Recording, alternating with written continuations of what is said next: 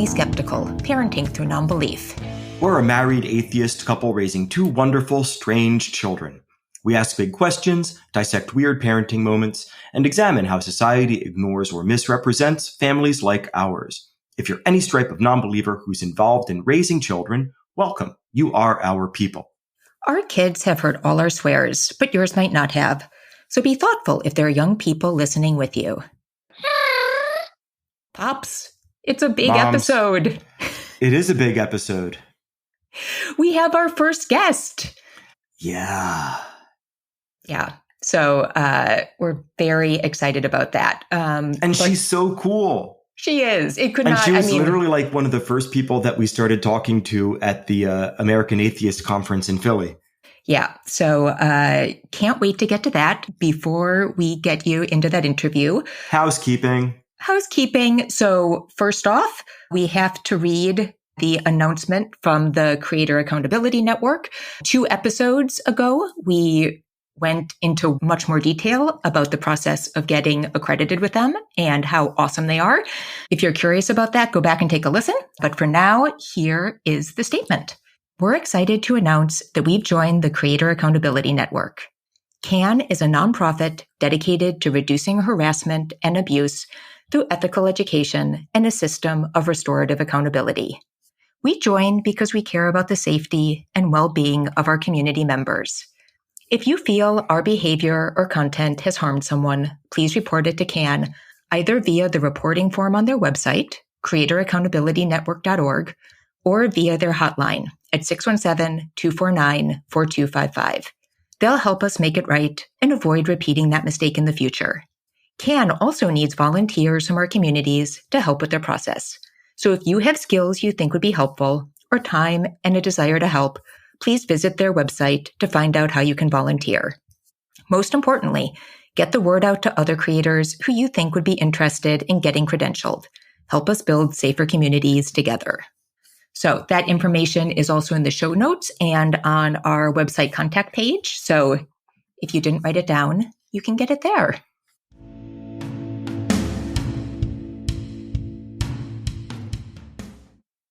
So we went to go to see The Wild Robot, and Reader has been reading The Wild Robot, except he flamed out on book 3, but still was very excited to go see it. My mother-in-law listened to the audiobook versions, and so they were able to have a big old conversation after we saw it about all the similarities and differences between the book and the film. That was really cool. Yeah, and it's kind of a big deal because it is not easy to get Reader excited about a series. So the fact that he was so involved and jazzed about reading those books was pretty amazing. And I just have to do a shout out to librarians because the only reason any of that happened is that the librarian at their new school was it like a book bingo? Maybe. It was like some game that introduced new books to the kids that they might want to read. And that is how he learned about it. And it made reading really easy for several weeks. And that was just lovely. Yeah. But I was so fascinated by the movie. And I am curious because, we read together at night. And so for Reader's Choice, he wants me to read The Wild Robot. Again, to him and go. So I'm going to read the book, and I am curious if this is a thing in the book as well. I can't quite tell yet. But I thought, and little spoilers if you're going to go to the movie, but everything we're talking about is like in the first 15 minutes. So not huge spoilers. But I was really fascinated by the way the movie dealt with death. And to me, it was, I think, different than I've ever seen it in an animated movie for kids. Did you have the same reaction? I loved how they, with a lot of humor and wit and sarcasm, approached how violent and suffering-filled the natural world is. Mm-hmm. And how ephemeral life is. Like, the idea of a parent with children that could be eaten at any moment, the idea of that parent not necessarily making deep connections with her children, of some sort of like psychological armor, was really fascinating and was very funny, for instance. Yeah. So in the first like couple of minutes of the film, we meet a possum who has many babies on her back. Oh my God. And I love possums. But there's a joke like in the first 5 minutes that one of her babies has been eaten. And it is played for humor. And I was just amazed by that. It was a movie theater with quite a few children. Yep. And I was kind of looking around trying to gauge the reaction. And that was intriguing because I so loved that portrayal. And the only sad thing is that it's basically replaced about 20 minutes in by the very classic kind of animated movie trope where the mother-son relationship is, a total allegory for how humans react in those situations. And that kind of different perspective is subverted pretty quickly. But the minute that I saw that they were taking a different tact in the beginning, I really didn't know how the younger audience members would react. That's a good point. Because we've talked with our kids about death a lot. And yes. That is. And also a bunch of the kids in the audience were, years younger than Reader and Co. Yeah, for sure. And as far as I could tell, nobody really had an issue with it. No. Now, at the end of the movie, when you have all of the sort of human issues with death laid over the characters, and there's kind of a storyline of that food chain being broken and all the animals working together, there are some tense moments. And there was a young girl who, by the end of the film, was just weeping openly in the theater. Yes. So I'm not drawing huge conclusions from it, but I did think it was cool that it seemed to me, at least, that most of the young audience members rolled with that different portrayal pretty easily in the beginning. And to me, what was so beautiful about it and why I was so disappointed that they didn't try to keep aspects of that as the film went on is that, to me, it felt a little bit like Douglas Adams. I have some issues with Douglas Adams in the Hitchhiker's Guide to the Galaxy series. But I think what's so beautiful about it is he has this amazing ability to make you zoom back and see how small you are in the bigger universe. That's really a big point of the book and where a lot of the humor comes from. This idea that we think we are so important, but we aren't seeing the bigger perspective at all. And to me, the beginning of Wild Robot did the same thing, of where it made you zoom back and think, we as humans are so scared and obsessed with death and the ending of our existence. And there is so much agita about it. But as far as we have evidence for, most species, have an instinct to live and try to avoid death, certainly. But a lot of that psychological trauma about it, we don't have good evidence that that is universal at all. No. And some animal species do grieve. Mm-hmm. They do bury. They do have sort of what looks like rituals. They return to important places in the relationship. They'll stay by fallen members of their family. There's definitely a lot that we don't yet understand, or may never understand fully, about how animal brains process death. But I loved that it gave a different perspective. Yeah, for sure. And just kind of opened storytelling to think about what can be done if we don't assume this very human experience of the universe.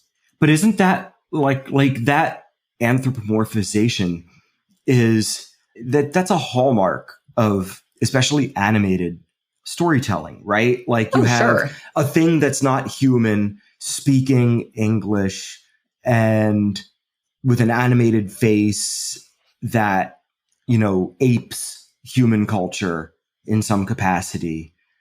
And that's played to great effect for humor. But the problem is that you're ultimately just dealing with human situations, and that you're not actually like channeling what, with that same humor and wit, you're not channeling what or discussing what the species or the thing itself could be coping with, were it actually to have the ability to elucidate its feelings, its position.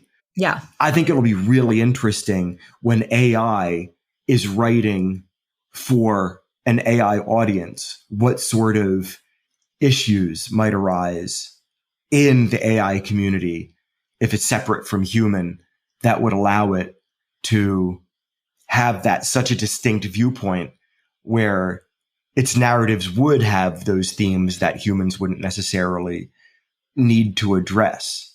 Like end of existence is obviously something that I would imagine an AI would worry about, because you can copy yourself. What if the copy is destroyed? Then you ultimately would cease to exist in the same way a human would, right?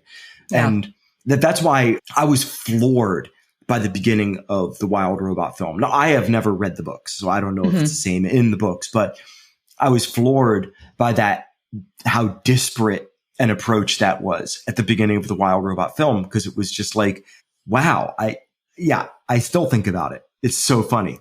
And to see it in a kid's film where I don't feel like I've even seen it in a more adult narrative, it's pretty fascinating.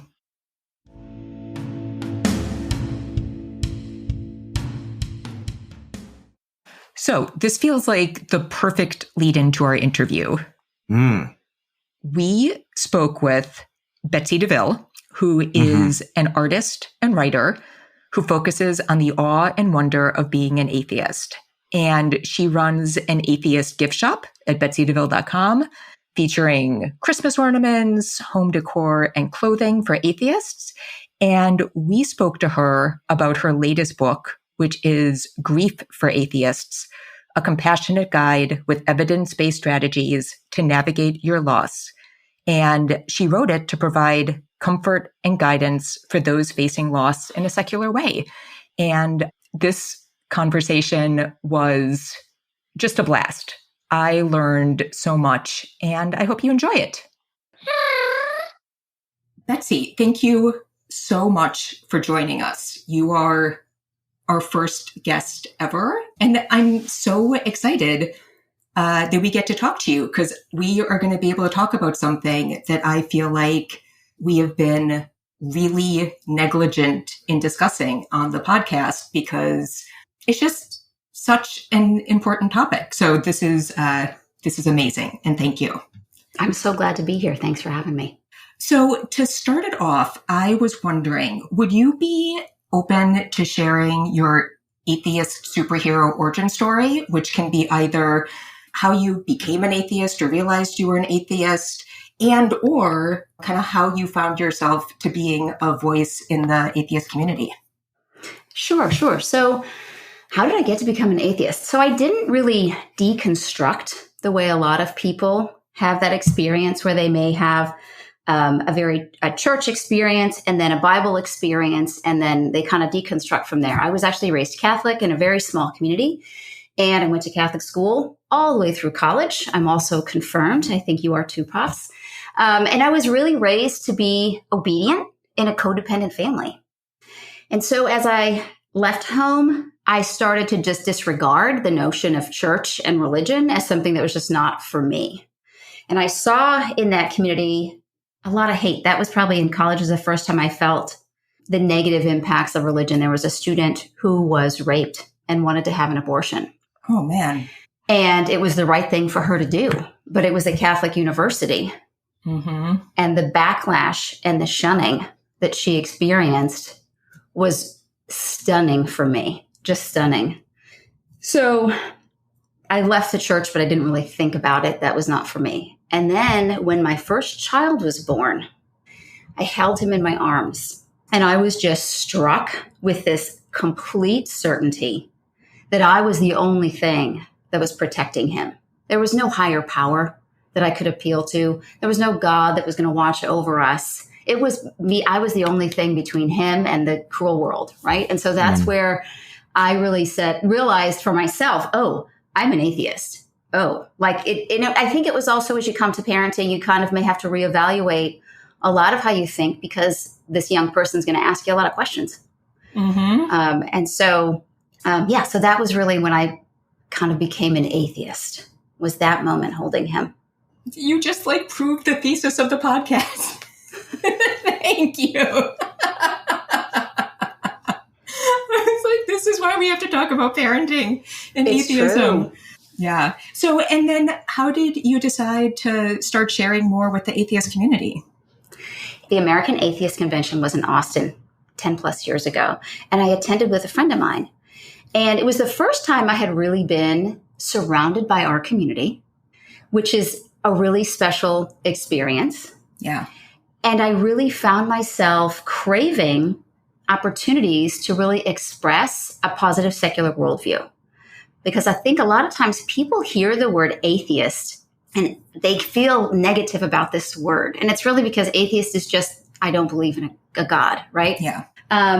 It doesn't reflect that there's no one with greater urgency to solve climate change than atheists. There's no one with greater urgency to bend the moral arc toward justice than atheists, because we know we get one shot and one ride on the blue ball, and there's no higher power that's going to help us out.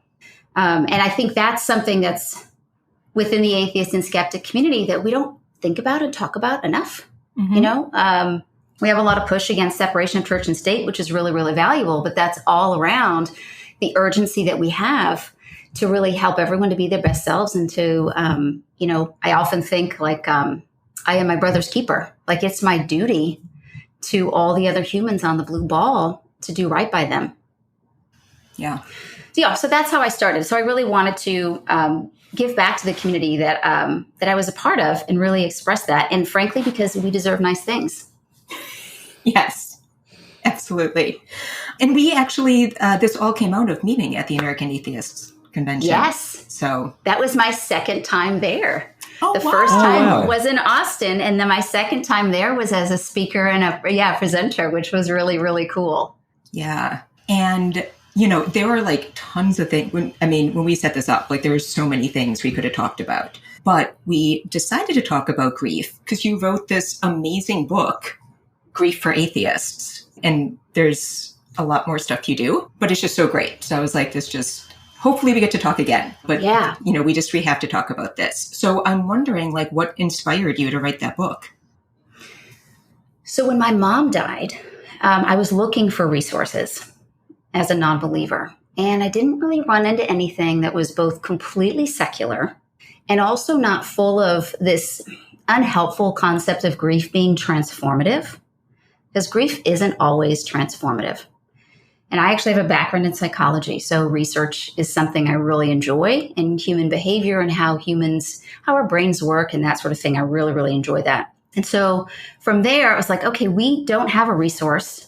We need one. We deserve one. We deserve nice things. If not me, who? If not now, when? Mm-hmm. And, you know, I already had the platform of Betsy DeVille. And so I also wanted to be able to create a care package that was also especially for atheists, you know, that's evidence-based, but so full of love, the love and care that we would give each other in community when dealing with something as difficult as grief. So it really just came out of sort of there wasn't anything that existed yet, and I wanted there to be one. And this is really interesting because my one of my buddies from high school, his older brother just died. Oh, I'm sorry. And like he is a year and a day older than me. And so I lost a lot of sleep last night thinking like, you know, what happens if I die in a year? You know what? Like we have wills and stuff like that. And that's less about that. It's more like, you know, what will the boys do? What will moms do? And then, of course, it spiraled out of control, as these things do in my neurodivergent brain. And then it became, oh, do I have all of like my login credentials set up so I can get into the Dropbox with all of my parents' stuff so I can take care of that when they pass. It's like, yeah, I find myself even when I consider grief, going down that rabbit hole of turning it toward the lens on myself, turning the lens on my loved ones. And I find it very hard to separate out how to not just be caught up in applying empathy such that I know it's kind of weird to say, like getting lost in that, in like the empathetic response. It's like, I feel like it's very hard to figure out how to talk about it with the kids. Like, my parents are going to die. I'm going to die. When should we talk about it with them? And what sort of psychological safeguards can I help put in place now so that they're equipped, maybe better than I am, hopefully better than I am, to have these internal dialogues or discuss with each other or with their spouses or partners how to best go about taking care of our estates and our affairs when we pass. And then because this was a brother of a friend that passed, I wrestled with this guy in high school. It was very close, and he is so young. It really brought it home because we've been wrapped up in this move, and there's been so much going on. All I can think about is building furniture and unpacking boxes. And then this happens, and I'm like, I gotta hug my kids more. Am I doing it enough? Am I paying attention to them enough as a parent? Will they remember me well when I die? And it's like, oh my gosh, it's almost too much to think about. And I'm not even a member of the family that this happened to. Yeah. And it becomes very difficult, I think, as secular folk, like you were saying, because one of the things that we lose upon leaving religion is that community, for good or bad. Whether the community is positive or negative, ultimately, you do lose that community and that support system. Because even negative communities, like some of the religious ones we talk about here, they do, in times of crisis, offer a lot of empathy toward the in-group that can save lives itself. It can help people parse their grief out from potentially like negative actions they could take for like self-harm or whatever, or self-indulgent behavior that might get out of control.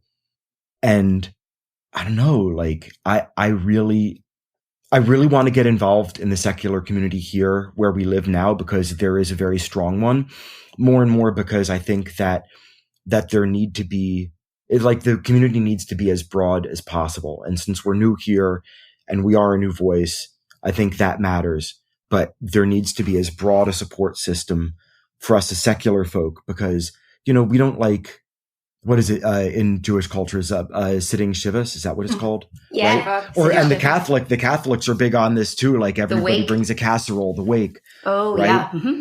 And there needs to be like, I think a tradition, a secular tradition of a wake, with the internet and podcasts and books and everything. Like, we have so much media outreach now as secular voices that it kind of behooves us to start to introduce a new paradigm where we can talk about it, where we can have support, where I could have like, talking to the Secular Therapy Project, like talking to somebody that I can say, you know what, I'm having a hard time dealing with the death of somebody in my orbit who is so close in age to me, and I have kids, and like, it's just a lot of swirl, and it's hard to figure out where to attack the feelings from, or even if attacking the feelings is the right terminology. Yeah, I know what you mean. As far as like, there are sort of religious cultural norms about what happens when someone dies, right? So I grew up in an Irish Catholic community. I'm very familiar with the wake that you speak of. There was often bowling involved as well. Bowling. Yeah. Beer and bowling was like the very common for like an elderly relative. So you'd have the wake, which is before the funeral, and that's a smaller family gathering without necessarily a ton of structure, sometimes a receiving line. If they're doing things with caskets, that might be involved. And then they have the service usually the following day. And then typically the casseroles begin, or the hot dish if you're from the Midwest, right? But one thing that I learned when I was chatting with, folks who'd experienced grief, because I really wanted to get this right. So I talked to specialists, I talked to neurologists, I talked to hospice nurses, I talked to a grief and trauma counselor, anybody who would talk to me about what was their experience, and also drew from my own experience and research and those kinds of things. But is that a lot of times, even within those faith communities, the support kind of falls away after a few weeks. And there's a general social expectation that you're going to be better by then, right? Without really realizing. So I love the idea, Pops, of coming up with what is the secular, I would call it the year of grief, right? Because it's long. Grief is forever. One of the things that we get wrong about grief is this idea that there are stages, right? And then you're at the beginning, and then you're in the middle, and now at the end, you're done. Ta-da! That's not true. Grief is something you learn to carry. But yeah, stuff like first holidays, first Father's Day, first Mother's Day, first Christmas, whatever those are, those can be super hard. And it would be really lovely to create that. Because yeah, it does happen where after about a month, people stop calling, the casseroles stop coming. I had a lovely conversation with a woman at a Renaissance festival of all places. Betsy, what? Why are you talking about Ren fairs? I grew up at a Ren fair. Awesome. So she traveled with the Renaissance festivals throughout. Like, she was one of the vendors that went with them. And at each festival, they go to different festivals at different times of years. You run into the same friends again and again. And it's not always the exact same group. And she had lost her spouse. And for her, going for the next year of the Ren fairs was actually fantastic, because her grief was still fresh. And every new group of people that she came to, so this month they're in this state, this month they're in that state, and they're learning about this death and they're processing the grief with her, she continued to receive that sort of level 1 support that she really needed, that we all need. That often in a traditional community is going to kind of fall away after a month or two. And she actually commented when I was chatting with her, she said how lovely it had been to have this group to carry her throughout this first year after losing her spouse. So yeah, no, grief lasts a long, long time. It lasts forever. It's always there. I do want to comment though, Pops, on your notion of like sort of the administrative tasks associated with somebody. There's a financial planner who every year makes a video for his family in case something happens. And he goes through all of the accounts and all of the passwords, and the video's on a thumb drive in his drawer. And that's what he does. Yeah, that's smart. And before I forget, really interesting point you bring up about the stages of grief, because the sense that I get, and I'll lean on your expertise greater than mine, that the concept of stages of grief and grief being managed or dispelled feels like it has more to do in some cases with the people in the orbit of the grieving person feeling better, and that they can release their obligation to be a caregiver for the grieving person. That it's like, I want this person to be better so I can take that off of my radar and go back to my life. And that it feels a little self-serving, or maybe sometimes a lot self-serving, that, oh no, they're good now, we don't have to worry about them anymore, sort of thing. Yeah, that's interesting. I think I've seen it with both. I've seen it in social aspects where people are wondering, well, why aren't they better? Right? Newsflash, they're different now. Their life is just cleaved. The person you knew is gone. This is a different person now. There's a before and there's an after. So just, buckle up. But also for the person experiencing grief, because I did a lot of surveys and a lot of people thought they were doing it wrong. They wondered what stage they were in. And then what stage was next.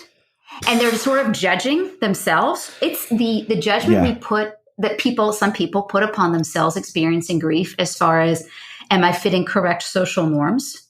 I feel numb. Does that mean something's wrong with me? I am so sad I can't get out of bed. Does that mean something is wrong with me? I'm going to go exercise at the gym today. I feel great. I'm going to go see a stand-up comedian. Is something wrong with me?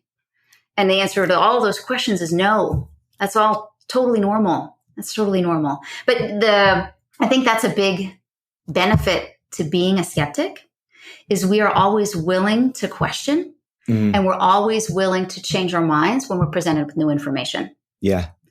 And I think it's one of the benefits. Yeah. Yeah, for sure. And like one of the ones that I worry about is, what will I do? How will I frame it when I fall in love with somebody else should moms die years down the road? Decades later, of course, the grieving process will be very long. But what will I feel? Will I accept those feelings? Or will I do that exact same thing that you were just talking about? Will I doubt the veracity of the feelings? Will I say, no, it's too soon? No, I shouldn't ever love again. Guilty feet have got no rhythm. That's interesting. Yeah, I actually encountered that with a widow that I went to high school with. And he had started to get close to someone, and the someone he got close to was another friend of mine. And she was the one who was resistant to any kind of relationship because she thought it was too soon. Oh. And the truth is, nobody gets to tell you. That's our individual choice. So I think that those external social judgments in either direction are so unhelpful for people who are experiencing grief. Now, you certainly see some unhealthy patterns that you're like, well, you seem to serially do the same, have the same relationship pattern again and again that ends up being an unhealthy thing. And to me, that's sort of a separate thing. But I don't necessarily think there's not a right or wrong answer as far as if someone experiences the loss of a partner and then has a new romantic relationship, it is what it is. I mean, this brings up such an interesting point because I feel like there's this cultural assumption that religion makes grief easier. And I was just thinking about that because I don't, it's like, well, if you believe in a religion, then you believe in an afterlife. And so you have this easy answer that you'll be able to see the person again and that somehow is going to lessen grief. And I was just listening to this podcast. It's a Christian father who does it. It's called Dad Tired. And he actually just had an episode about kids and grief. And I was like, oh man, I got to listen to this before we talk. And I, as far as the afterlife, I was just thinking about it because that's only true if the majority of your social circle is of your religion and actively practicing. Because he was very open in that podcast. He's like, the hardest thing as a Christian preacher to do is a funeral for somebody who is not a believer. Because they're not in heaven in your belief. I was thinking, if we converted and became Christians, if we found God and became Christians, most of the people in our kids' orbit would not be saved. There would be none of that comfort, right? Because almost everybody we know would not be going to whatever good afterlife there is based on anything we join. It was just our circle is broad enough that there's nothing we could choose where that would be a general comfort. And then thinking about the remarriage question, I've been very open with Pops that he should definitely, feel free to find somebody else. If I keel over, don't feel bad about it. Live the best life you can live, whatever that looks like after me. But again, that's such a more difficult question if you think your spouse is looking down on you. Oh, think about if you're reunited with, I just feel like it's just hard for everybody. And we've been fed this lie that religion is a great thing that makes death easy. And I sort of feel like it's just not easy. Well, there's polygamy in heaven. That's why it's I was going to say, if you're Mormon and the family is sort of sealed, I don't even know I don't know how that all shakes out. I don't know. Yeah. I do think though, when we think about is the idea of an afterlife comforting, I don't know. The example that I'll give is some young kids in our extended family who were attending a memorial service for their beloved grandfather who had passed away. And their family is quite religious. And so some of the instruction that they had received from the religious leader was, you should be so happy that your grandpa is in heaven with Jesus. And these children are sad because their grandpa is not here with them. And they're not thinking this yet, but they probably will when they're older, is who's this jerk who took my grandpa away? And why am I supposed to be grateful for that? So these kids are crying because they're so sad about their grandfather at this service, but they have these smiles pasted on their faces because they have received so much positive social feedback about being happy about grandpa being with Jesus. So it was almost putting them in a space of having to not have the feelings that they were having, right? They were kind of in a place of cognitive dissonance, which I think that's a thing that heaven kind of forces on you. Like, it sounds, I wonder if it's more about the entropy of the universe associated with our death and the fact that the atoms that are me will no longer be quite so organized and available. And maybe I don't want to think about that part. And maybe it just feels easier to think that they're a whole being just in a place I cannot reach or see or touch. Mm-hmm. I don't know. But I personally don't know that. For me, the afterlife obviously does not bring comfort because I don't believe in it. But I also wonder how much comfort it actually brings to a believer who is faced with, my spouse is not here beside me, cracking their funny jokes or whatever. Yeah, I struggle with that one. Well, I think depending on your denomination and the afterlife version you believe in, we're talking about Christianity here, that heaven itself requires cognitive dissonance, like to being there.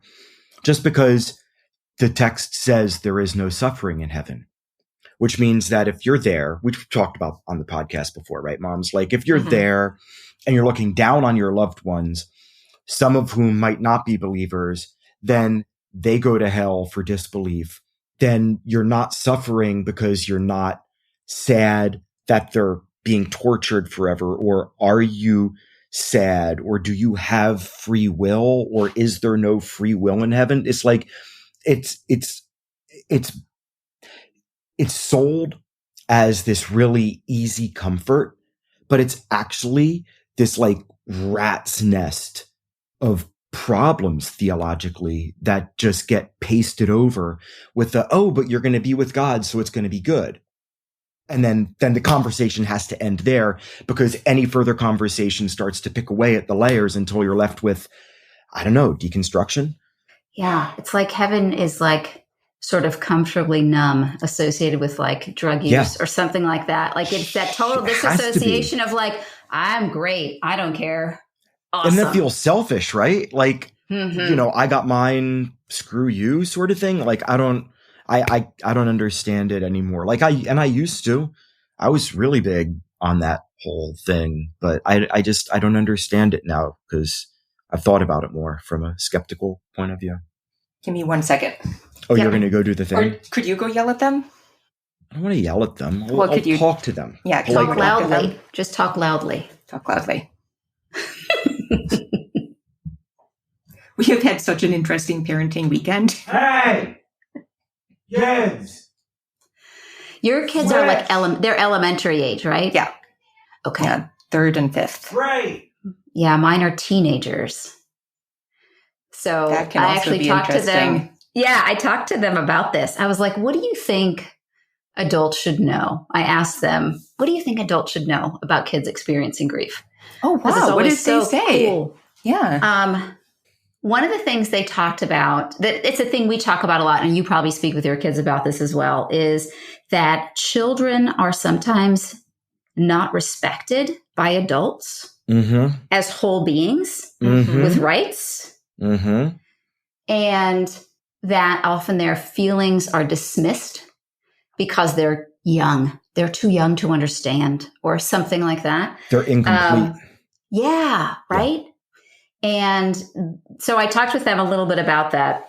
And they also mentioned that kids, when they have experienced grief, which my kids candidly haven't experienced a ton of close grief. But yeah, just that they felt like sometimes people got ignored. They got swept under the rug. They kind of got patted on the head. It'll be okay. Or even distracted from what was true. Yeah. And somewhat dismissed, which I like thought that was rainbow really bridge thing. Like when a pet dies, there's a rainbow bridge. Kibbles is in heaven for dogs or whatever. Yeah. But they had the same questions about if they're doing it wrong. Like when I was chatting with one of my teenagers today, we were talking about, he was reflecting on the different grief experiences that he's had, and that the death of our family dog was probably the thing that hit him the hardest, as opposed to other like sort of tangential adults in his life or that sort of thing. And he wondered, like, does that make me a bad person that I am sadder about the dog? And I was like, well, no, the dog was closest to you and she was awesome. Yeah. Like, you knew we're the best. But yeah, no, kids go through the same kinds of things. Well, this I wanted to ask about, because I would say the book is mainly focused on the adult experience. I was actually paging through it last night, and I still think there's a ton that applies to kids really well. So I was thinking there's a section about self-talk, and a lot of what you go through in that. I'm like, these, some of these are things I've said to my kids about hard times. I think that's like so applicable and helpful, having those things to go back to. You talk about physical movement, which I think might be even more important for kids and adults sometime. You were talking about like art. Man, like art with kids can just be so powerful. But I think there are some differences too. And I think your son expressed it so well, because I think for a lot of families, I just don't think kids' experiences and emotions are sometimes given the weight that adults are. So if they're having a really hard time, they're just like not given. I mean, we do a bad, like we were saying, like we do a bad job with adults, right? We don't give adults enough grace to take the time they need to experience these things, but it's even worse for kids.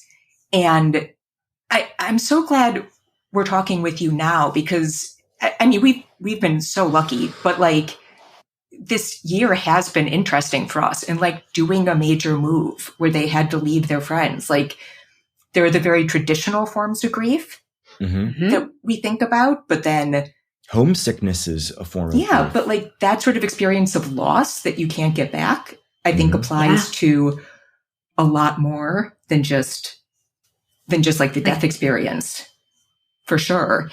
But I was thinking about it because I feel like I am not perfect at this. And I often feel like I'm not giving them enough grace. And I was thinking about that because I do really appreciate the emotions they have. But I think there is, I was trying to think about what it was for me.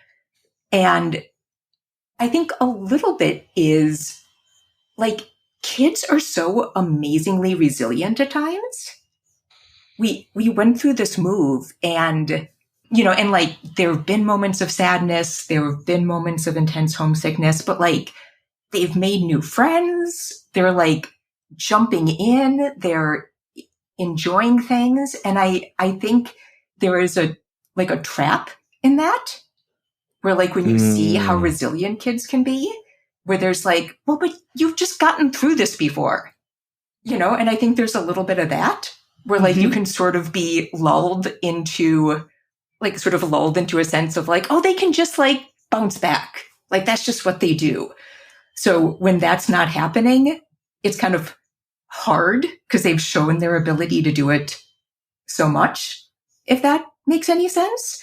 And also, I think as a parent, like there's a very weird thing about going through a situation of grief with your children, because you're both experiencing it yourself and then also having to manage it for somebody else.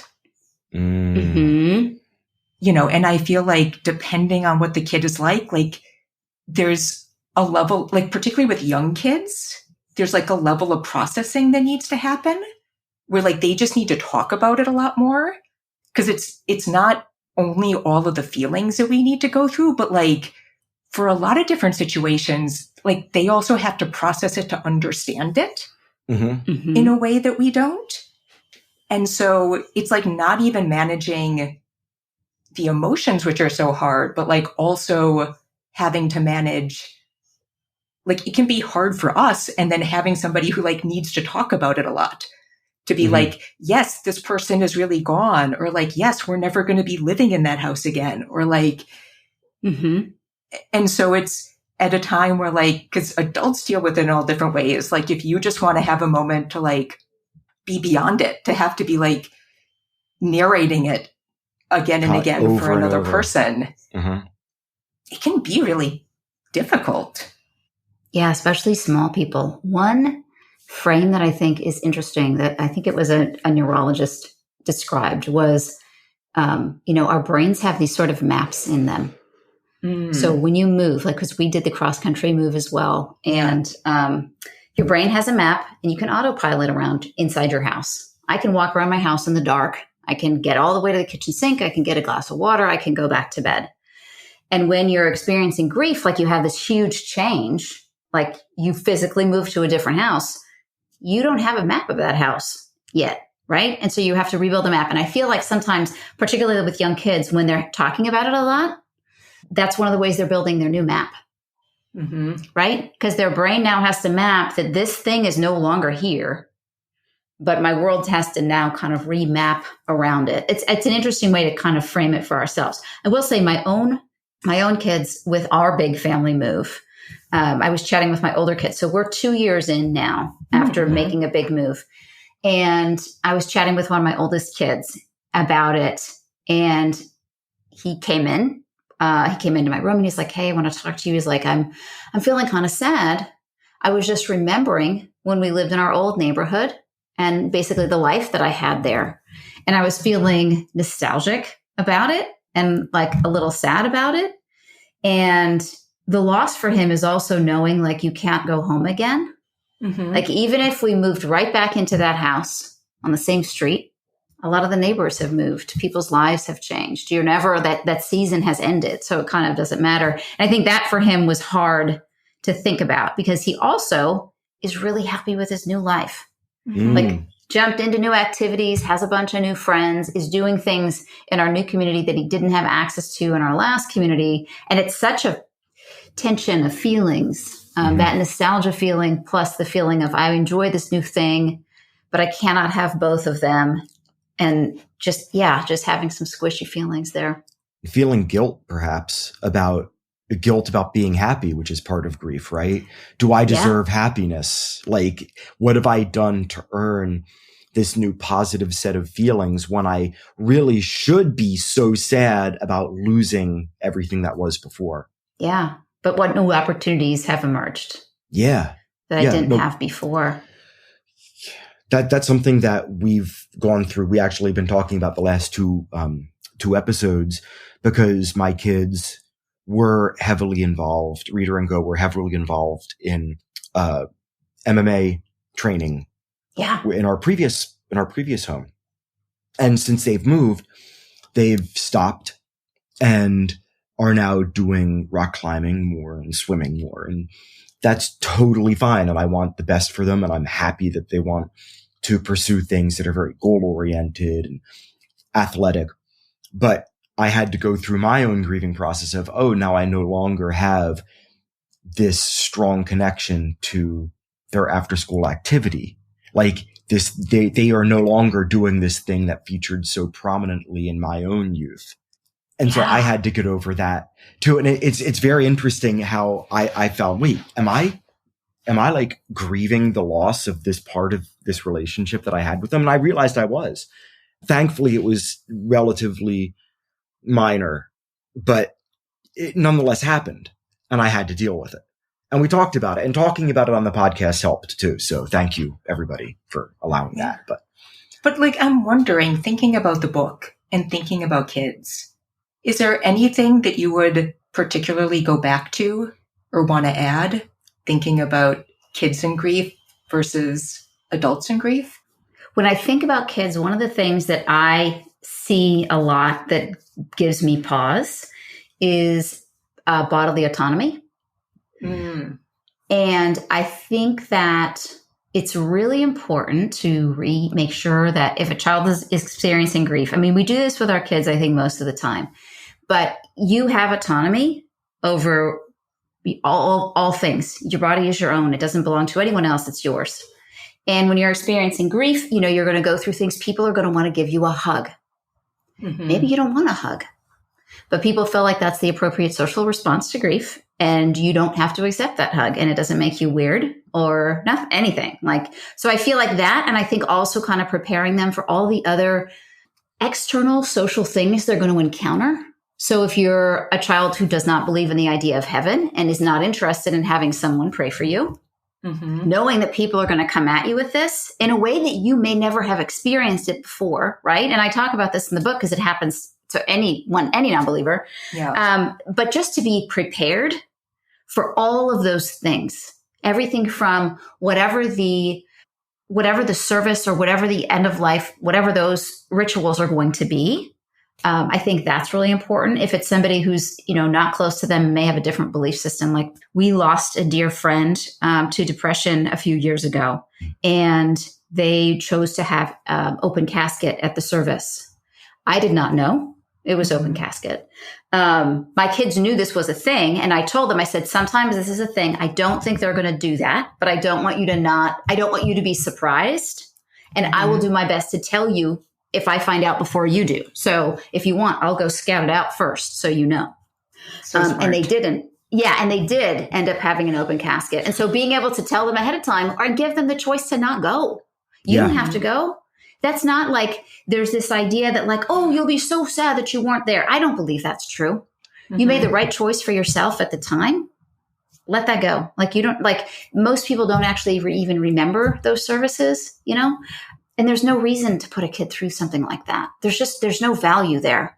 It's almost like it becomes a dog and pony show of like, oh, look at these little children. Like, I have a problem with that. And I think as an adult who's supporting a kid, I think you need to have that conversation with yourself to make sure you're setting good boundaries for them and you're setting them up to be safe, to be psychologically safe through the experience. And I would also say for a parent or caregiver who's, supporting a child with grief is to set yourself up with some support.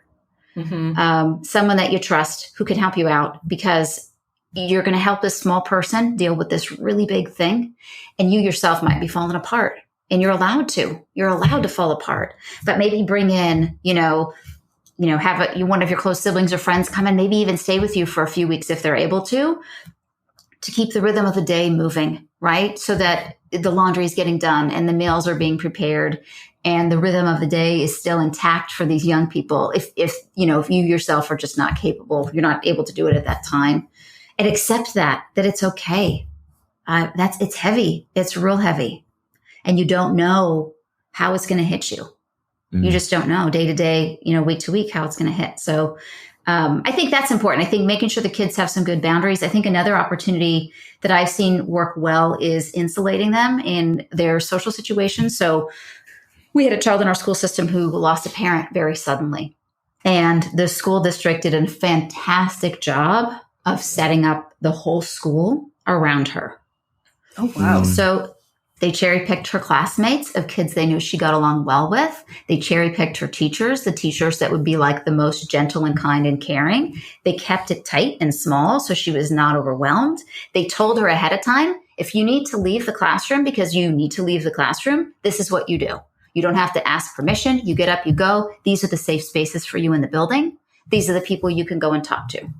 So you can go sit in the school nurse's office. They set that all up ahead of time for her, and they were prepared. So they cut back on her assignments and got her support so that she could still have the sort of normalcy of school and social while still dealing with the grief of losing a parent. So all of those things, it was so heartwarming for me to see how quickly the community came together to support her. I mean, I think that, because I was trying to think through something, and you talking about bodily autonomy and that kind of safety brings together two things that I was having thoughts about. Because I think the other hard thing with kids is like, as adults, like we kind of, like I think in a lot of ways, like we know things are going to be weird for us when we're in these hard periods. Like, maybe I'm just going to want to eat chocolate for a day. And I can say, like, yeah, you're going through a really hard time. Like, today you're going to eat chocolate. And yeah, I know I can't do that every day. That'll become a problem, right? But, like, it's just going to be off. And this is what's going to feel good for today. And And so sort of that, but then I was also thinking like our son had this like really wild emotional breakdown like in the morning a couple of weeks ago. And Pops had to get him for school. And when they left for school, I was like, I don't know if he's going to make it to school. Like, I was like, is he going to like run into an intersection? Because he was just, oh gosh, like he was just like, like there was some regulation and they were fine. And Pops managed it. And there were some tricky moments, but he made sure things were safe. So I think it's both a mix of like, and it sounds like the school played the perfect sort of balance where I think it can be hard to let our kids have that weirdness, which like they're going to need as well. I think as parents, we sort of want to keep things steady. And so it can be hard to be like, they're not going to bed. Well, it might be really hard for them to go to bed in this difficult moment, and leaving space for things to be weird for them, the way I think we have an easier time leaving space for things to be weird for us, while at the same time maintaining safety. Because on the other hand, kids don't necessarily have those boundaries in their heads to be like, yes, I ate chocolate all of yesterday, but I truly can't do that today because I'm going to be physically ill, Yeah. So like, I think that's a really sort of beautiful mix of those things of being like, we're going to make everything safe, but we're also going to like leave room for you when things aren't going to be normal for you to have space to manage that. Yeah. With our kids, we have they know that they can take a mental health day if they need to. That's just a thing in our family. Like, one of my kids is in middle school. Middle school can be really hard. Sometimes kids aren't nice and sometimes it's just a lot and you just need a day to just hang out and lay in bed while mom is at work or whatever. And that's the thing we talk to them about. Like if they're having a rough day for them, they can still make up the schoolwork and it's better for them to take the mental health day than to just go like, your kid's best. But yeah, I think for a kid who's experiencing grief, knowing that it's okay to take a mental health day, but you can't like kind of completely check out. Yeah, I also feel like for parents, it's also good, parents and caregivers, to think about how you want to have those conversations and not be overly descriptive in, if they're asking lots of questions about the death. Like, I think it's important to be age appropriate.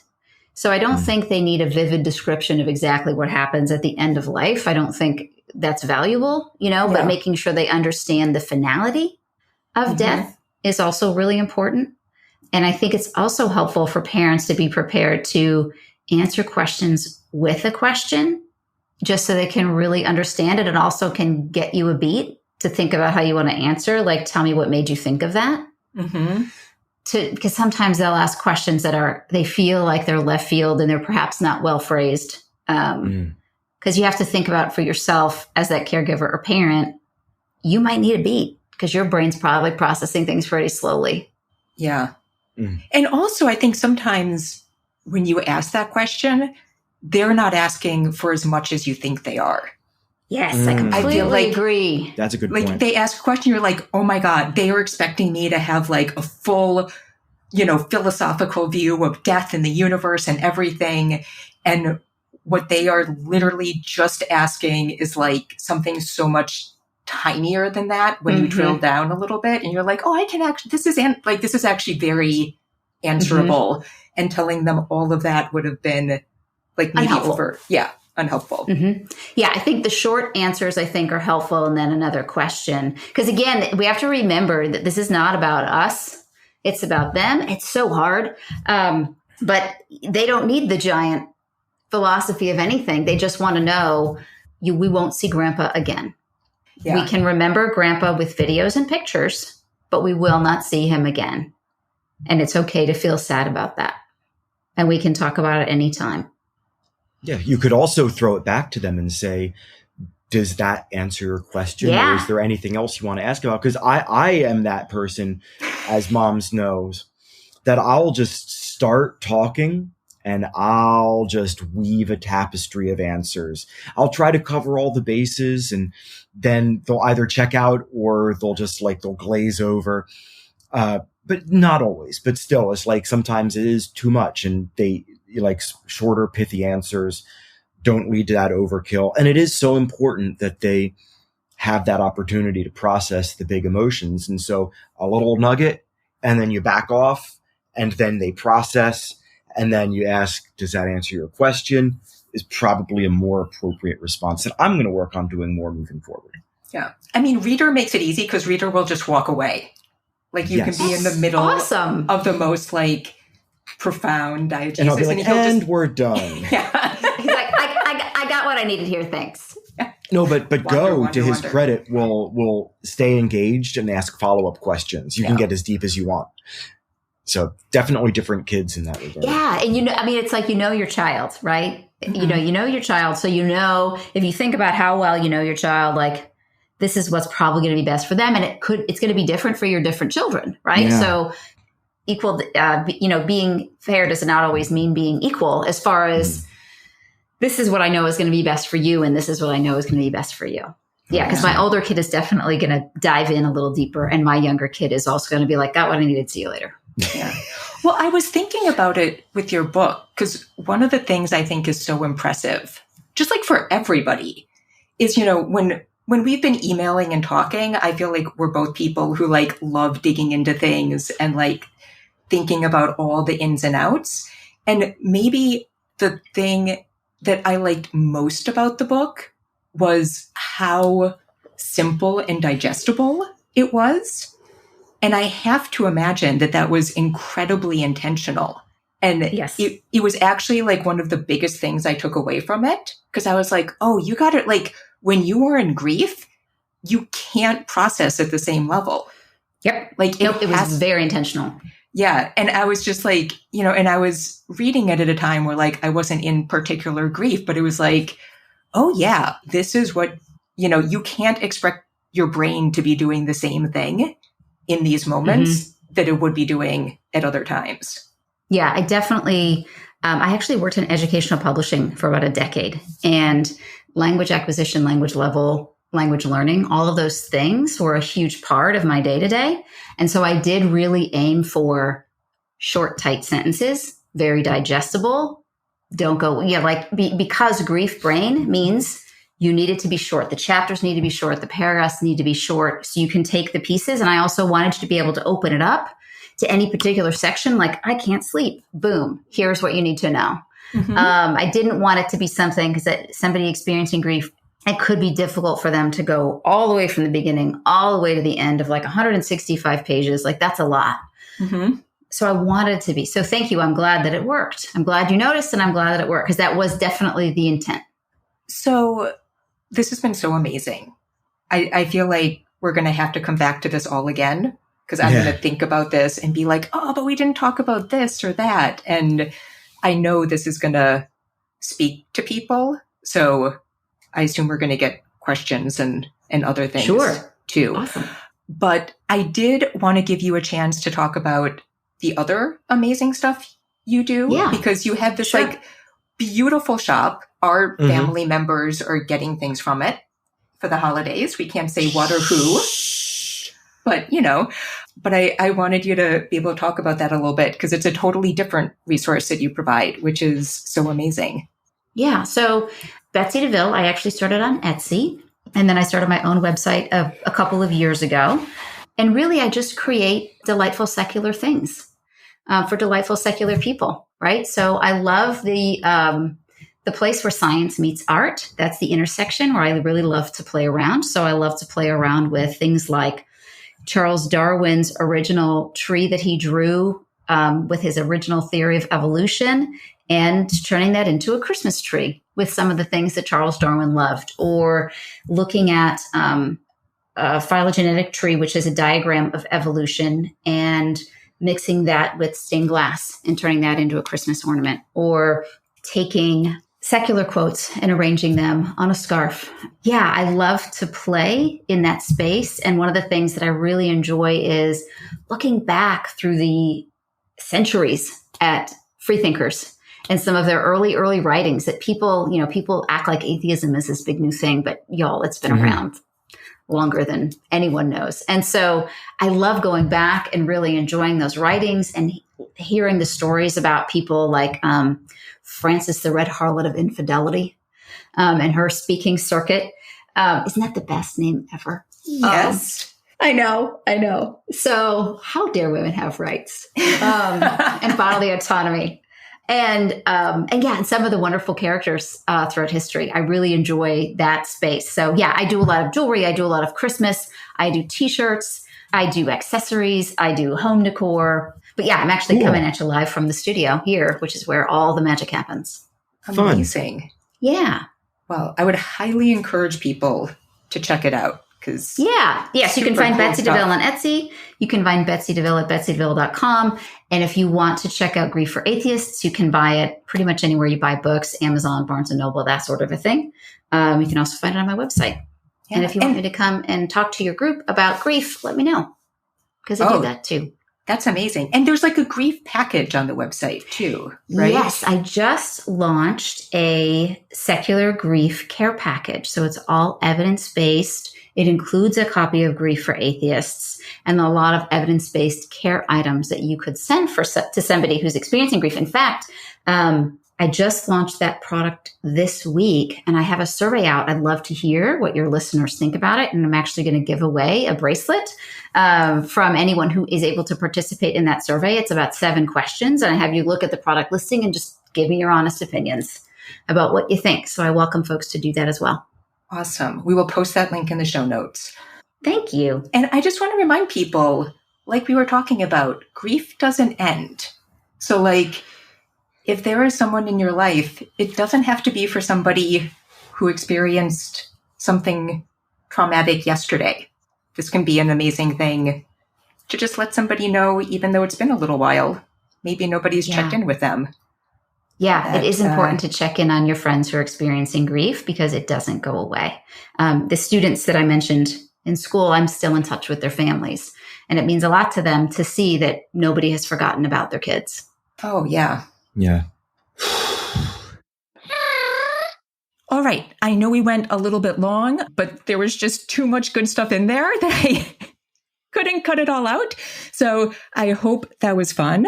And to wrap it up, we have to say thank you to Jonathan Zalben and First Frame Music for the music for this podcast. And that ends this episode of The Family Skeptical, where nothing is sacred except for our kids.